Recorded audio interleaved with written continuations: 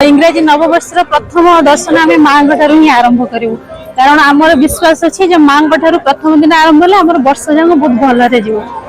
आज हूँ इंग्राजी नववर्ष से जाजपुर अधिष्ठात्री देवी माँ विरजा मंदिर में श्रद्धालुंकर आगमन होछि। माँ पाखर वर्ष आरंभ करी वर्ष तमाम दिन को भलरे काटिबे बोली समस्त मन में आग्रह और उद्दीपना रही। तेज आसतु देखा नुआ वर्ष माँ विरजा मंदिर में कौन व्यवस्था रही श्रद्धालु मैंने कौन कहते।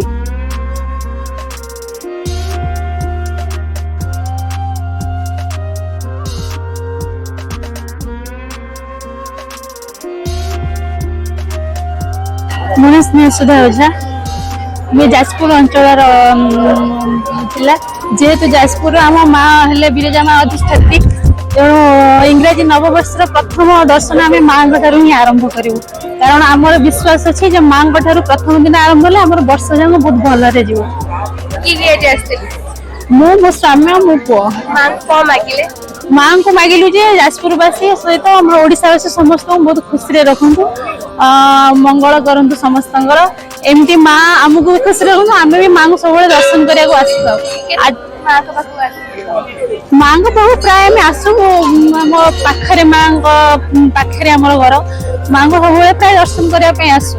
मो ना सोनाक्षी दास मु जाजपुर आसी आज इंग्राजी नववर्षर अनेक अनेक शुभेच्छा। मु आज माँ को पाखु आसली मो बापा माँ सहित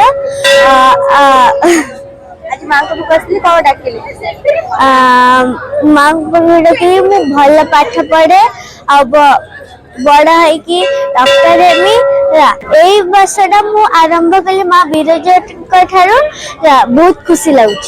पवित्र दिन में आम आज आम सपरिवार सहित विरजा माँ का दर्शन करी माँ का आशीर्वाद लाभ कलु। मुझे पाखे माँ को पाखे आशीर्वाद भिक्षा कर जगतर नाथ जगन्नाथ पाखे भिक्षा लाभ कर समस्त ओडिशावासी सहित भारतवासी समस्त मंगल कामना करी वर्षटी सुख समृद्धि और शांति हो समस्ते भल रुहतु एवं एति माँ पाखे विनम्र प्रार्थना करुँ जाजपुर समस्त भक्तगण एवं ओडिशावासी समस्त मंगल हो। बहुत भल लगुच। आज प्रथम मु सका घर स्नान करी आम सपरिवार सहित विरजा माँ का दर्शन कली।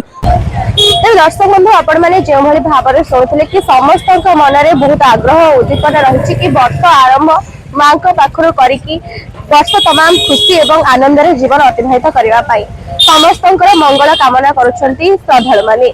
जाजपुर मनीषा राउत का रिपोर्ट न्यूज़ 18 लोकल।